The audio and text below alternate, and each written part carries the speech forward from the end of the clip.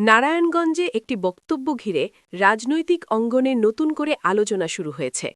সংবিধানে থাকা বিসমিল্লাহ ও আল্লাহর নামে শুরু করিলাম এই বাক্যগুলো নিয়ে কৃষক দলের এক নেতার মন্তব্য এখন সামাজিক যোগাযোগ মাধ্যমে ছড়িয়ে পড়ছে, যা নিয়ে তৈরি হয়েছে ব্যাপক আগ্রহ। ঘটনাটি ঘটেছে নারায়ণগঞ্জের ফতুল্লায়। গত রোববার বিকেলে শহরের মাসদাইর এলাকায় বিএনপির প্রয়াত চেয়ারপারসন খালেদা জিয়ার আত্মার মাগফেরাত কামনা করে আয়োজিত দোয়া মাহফিল ও শীতবস্ত্র বিতরণ অনুষ্ঠানে এসব কথা বলেন কৃষক দলের নেতা জুয়েল আরমান। তিনি ফতুল্লা থানা কৃষক দলের আহ্বায়ক। ভিডিওতে জুয়েল আরমানকে বলতে শোনা যায়, আপনারা খেজুর গাছে ভোট দিলে ধানের শীষ জয়যুক্ত হবে। মুফতি মনির হোসেন কাসেমির খেজুর গাছ প্রতীক ধানের শীষের বিকল্প। খেজুর গাছে ভোট দিলে ধানের শীষ জয়যুক্ত হবে।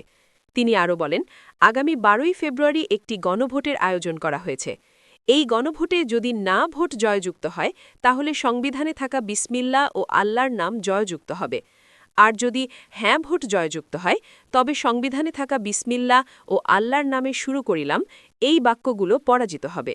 তাই নারায়ণগঞ্জ ৪ আসনের ভোটাররা লক্ষ্য করে শুনবেন, আমরা সবাই না ভোট দেব।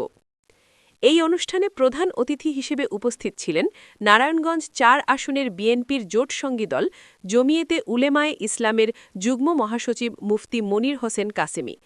তার উপস্থিতিতেই কৃষক দলের এই নেতা এমন বক্তব্য দেন। বক্তব্যের বিষয়ে জানতে মুঠোফোনে যোগাযোগ করা হলে জুয়েল আরমান প্রথম আলোকে জানান, তিনি একটি মিটিংয়ে আছেন এবং পরে কথা বলবেন। তবে এরপর একাধিকবার চেষ্টা করা হলেও তিনি আর ফোন ধরেননি। এ বিষয়ে জানতে মুফতি মনির হোসেন কাসেমির মুঠোফোন নম্বরে একাধিকবার কল করা হলেও তার কাছ থেকেও কোনো সাড়া পাওয়া যায়নি।